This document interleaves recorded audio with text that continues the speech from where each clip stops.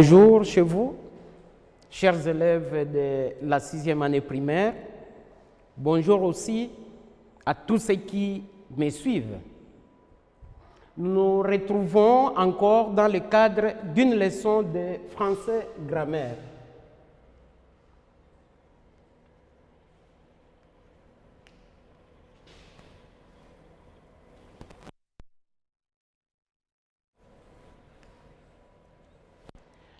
La fois passée, nous avons parlé des mots variables et des mots invariables. Et ensuite, on a essayé de donner la nature grammaticale de chaque mot, qu'il soit variable ou invariable. Pour bien vous rafraîchir la mémoire, vous lisez d'abord les phrases que je vais écrire au tableau. On prend deux phrases. La première phrase est là. Les élèves de cette classe jouent avec leur maître pendant la récréation. Quels sont les mots variables qu'on trouve dans cette phrase? Comme nous l'avons dit l'autre fois, on a les indéterminants, élève un nom, 7. C'est un mot variable et nous savons quand on parle d'un nom variable, un mot qui peut changer de sens et qui peut changer de forme. Et alors là, on doit parler du genre et du nombre. Classe, c'est un mot variable.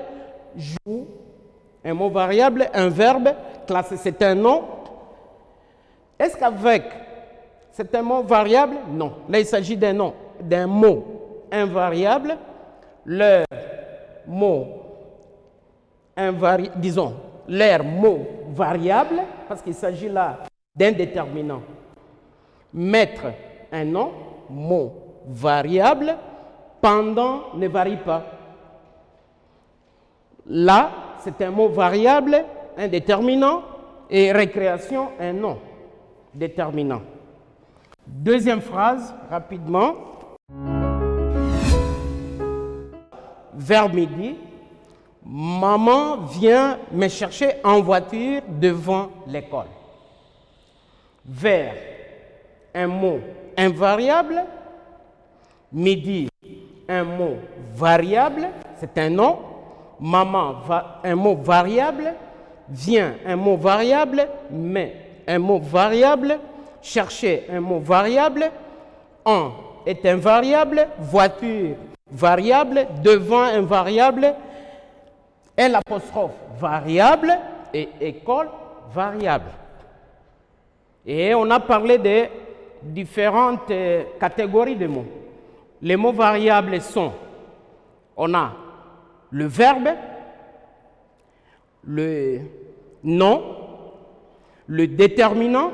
Et on a dit la fois passée que quand on parle du déterminant, on doit penser à l'article et à tout adjectif non qualificatif.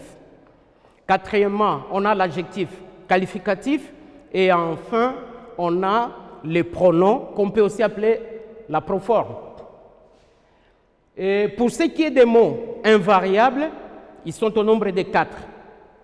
La préposition, l'adverbe, la conjonction, où on a la conjonction de coordination et la conjonction de subordination, et enfin l'interjection. Notre problème n'est pas là. Là, on a parlé de façon globale. Et comme je vous l'avais dit l'autre fois, on a tenté de citer et maintenant on va en profondeur, on voit chaque catégorie de mots. Nous revenons à nos deux phrases. Il y a des mots qui sont repris avec une craie de couleur. Lesquels? Dans la première phrase, on a des. Avec, pendant. Dans la deuxième phrase, vers, en, devant. Des, c'est quoi? si on se réfère à ce qu'on s'est dit la fois passée, c'est une préposition. Avec, c'est une préposition. Pendant, c'est une préposition. Vers, c'est une préposition. En, c'est une préposition. Devant, c'est une préposition. Donc aujourd'hui, nous allons parler de la préposition.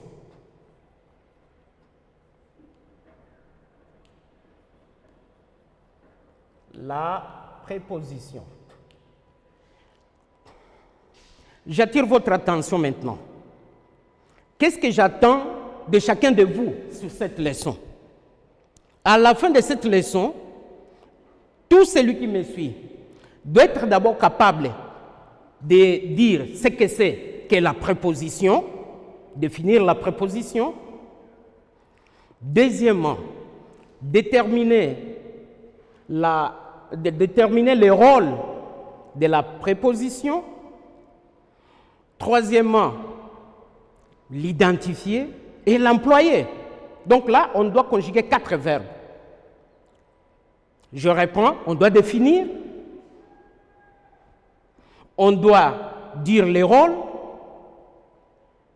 et on doit l'identifier, le relever, le reconnaître, et aussi l'employer dans des phrases.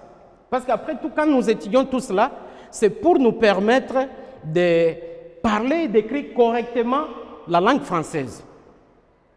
OK? On continue.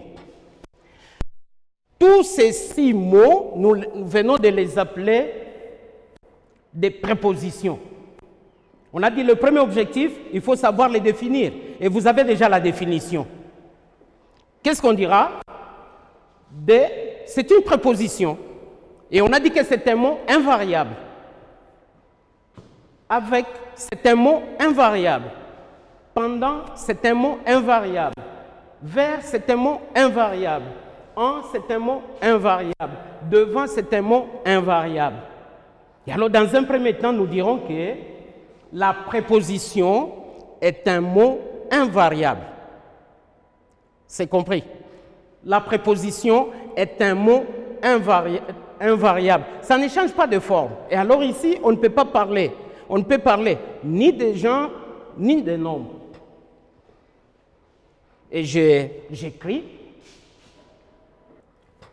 Et nous sommes en 6e année primaire. Donc, premier point, nous devons retenir que la préposition est un mot invariable. Je n'ai pas voulu reprendre la préposition parce que nous devons évoluer.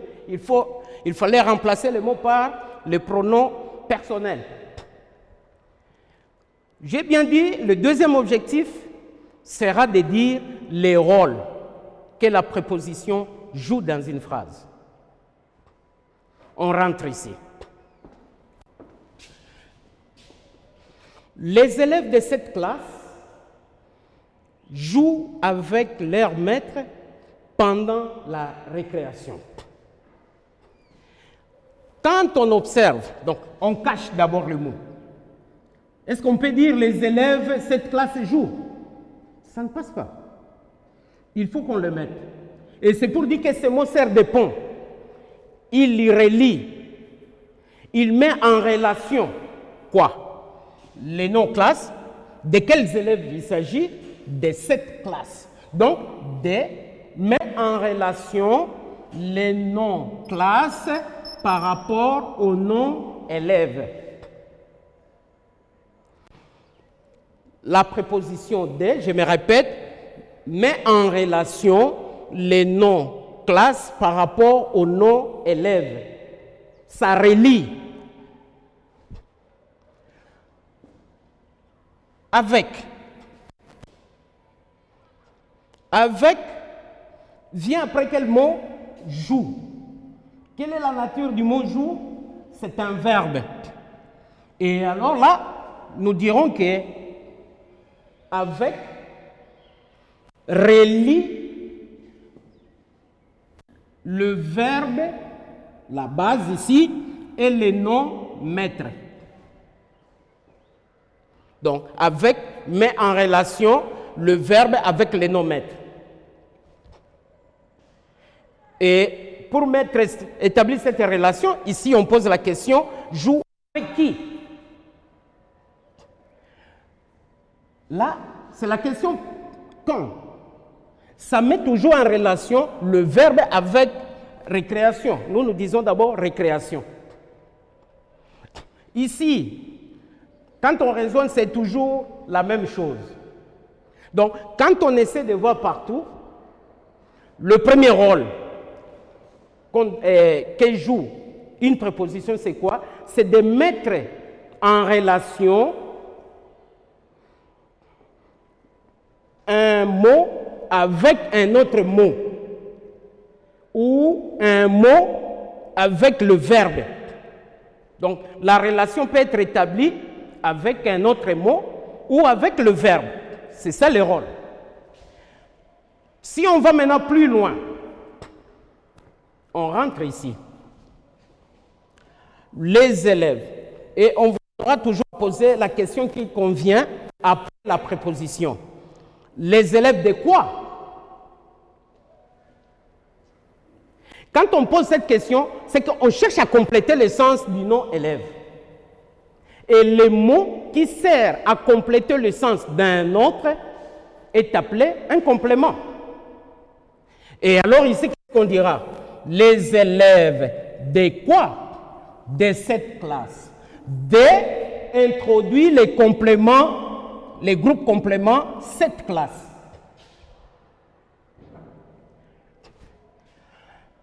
Les classes jouent avec qui? Avec leur maître. Donc, avec introduit les groupes compléments, leur maître. Quand, pendant la récréation, et pendant introduit aussi un complément. Ici, quand, vers midi, vers introduit un complément. Maman vient me chercher en voiture. Maman vient me chercher en quoi? Là, c'est un moyen de transport, voiture. Où? Devant l'école. Donc, rôle, qu'est-ce qu'on dira ici? La préposition est un mot qui sert à introduire un complément. Comme nous sommes en sixième, nous allons plus loin. Ici, les élèves de cette classe. Les élèves de quoi? De cette classe. Ici, cette classe, c'est un complément déterminatif du nom élève. Joue. Avec qui? Leur maître. Leur maître, c'est un complément circonstanciel d'accompagnement. Une petite parenthèse.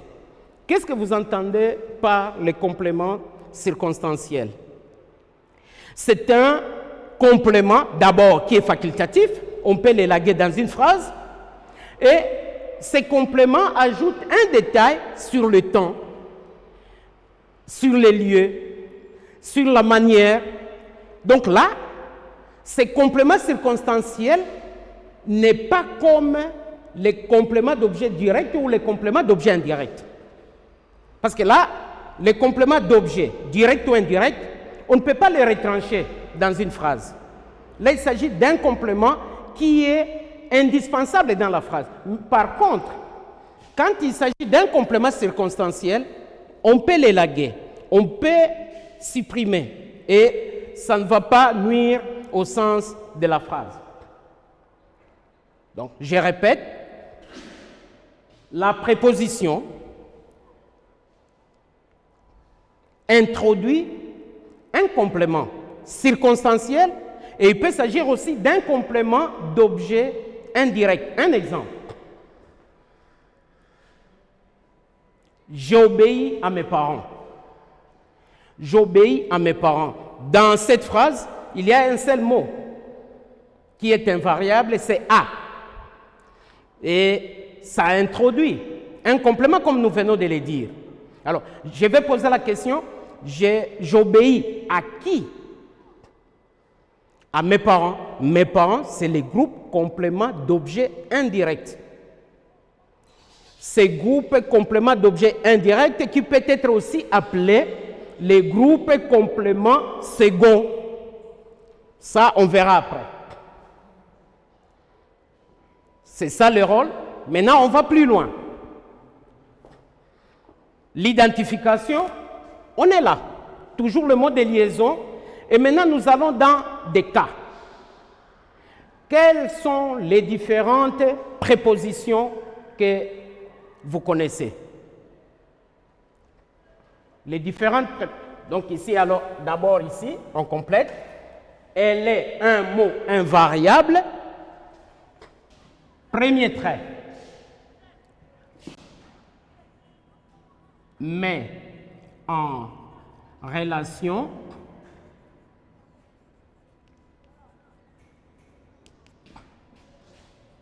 un mot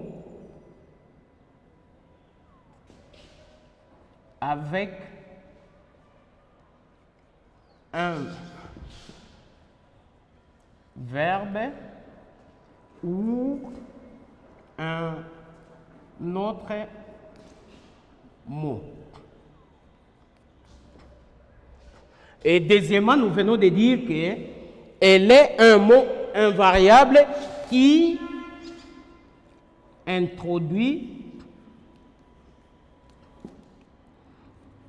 un complément. Un complément, je pourrais m'arrêter ici, mais pour vous faciliter la tâche, d'aller plus vite, d'avancer plus vite, vous devez toujours ajouter, introduire un complément d'objet indirect. Je souligne ici un, pas direct, et disons un complément d'objet indirect ou circonstanciel.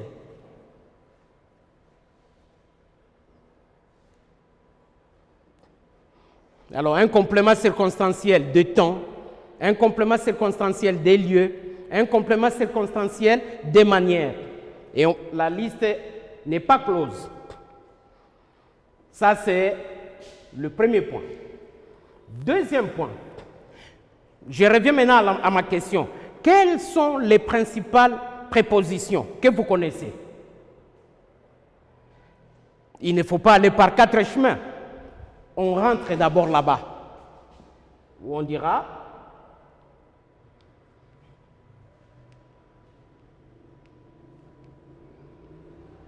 les principales prépositions, qui n'est pas à confondre avec proposition, sont 2 points. Je prends d'abord ce qui est là-bas.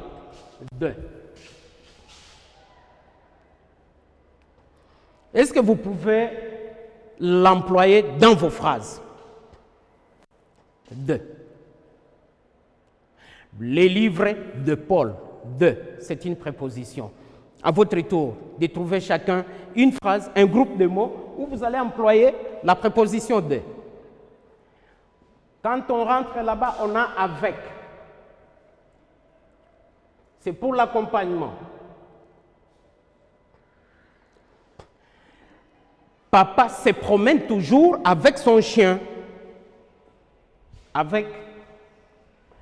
Nous avons là-bas pendant.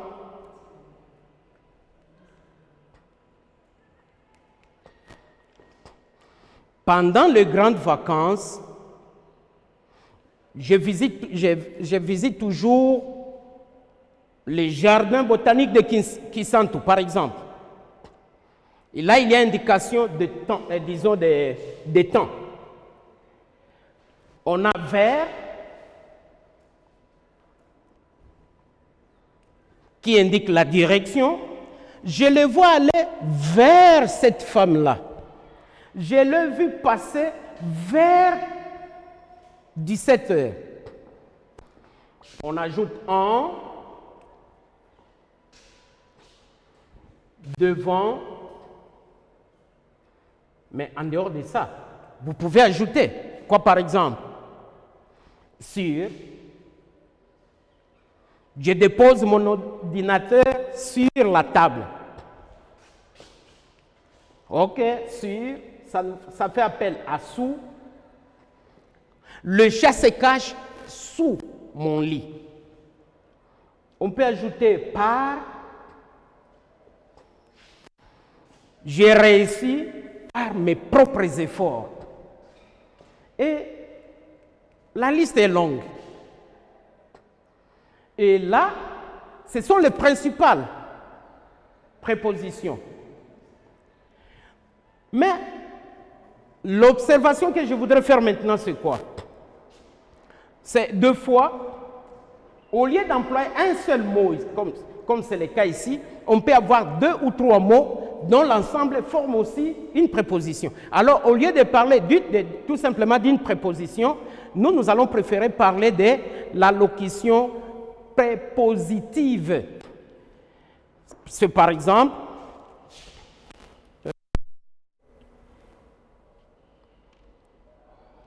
à travers. C'est à travers Papa Ndomba que j'ai connu l'Institut de la Gombe 2, par exemple. À travers. On a deux mots. À, et qu'on doit d'ailleurs ajouter ici. On a à. Et on a travers. Et là, alors, trois. Donc là, trois, nous disons qu'il y a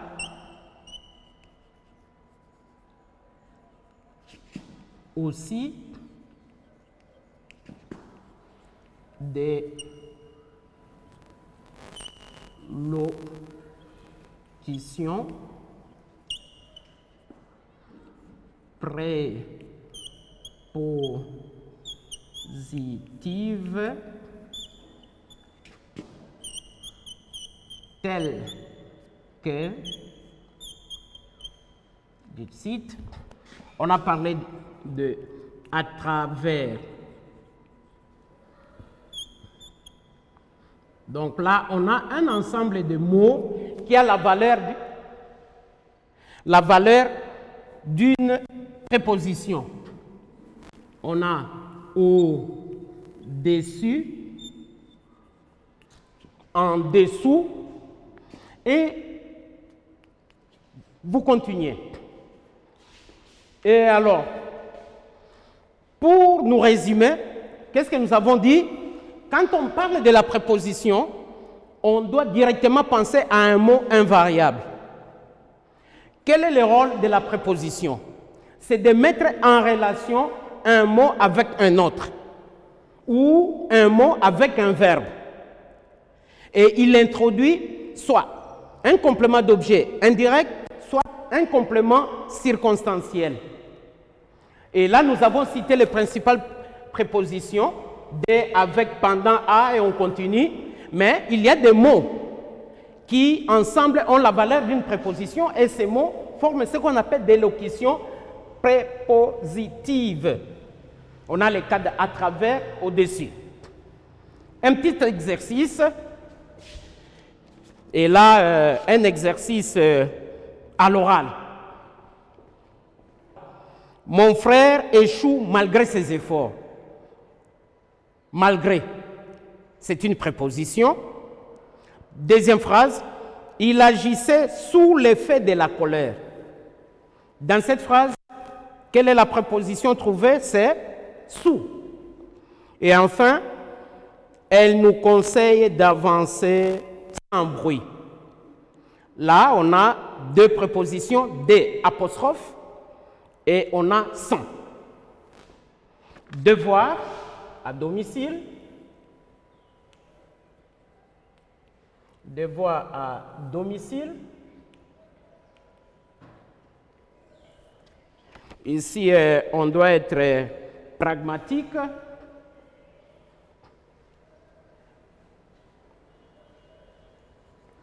Former 5 phrases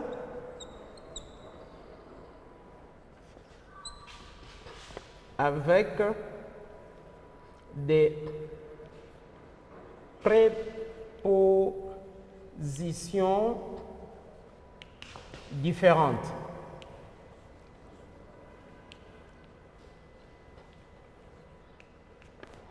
Première question. Et 2, compléter avec des prépositions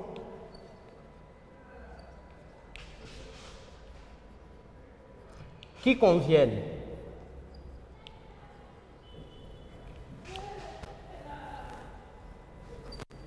Deux points. Premier trait. Il mange. Point, point, point, point. Des dormir. Deuxièmement,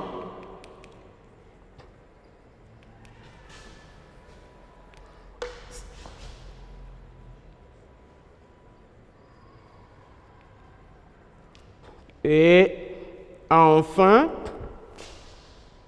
j'ai été contaminé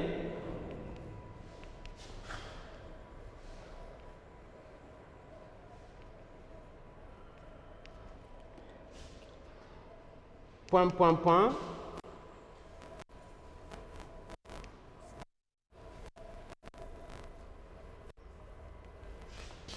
Grave. Et vos réponses, vous me les envoyez au numéro WhatsApp suivant 243 99 843 0123. Et le nom n'est pas oublié, je m'appelle Daniel Zakwani.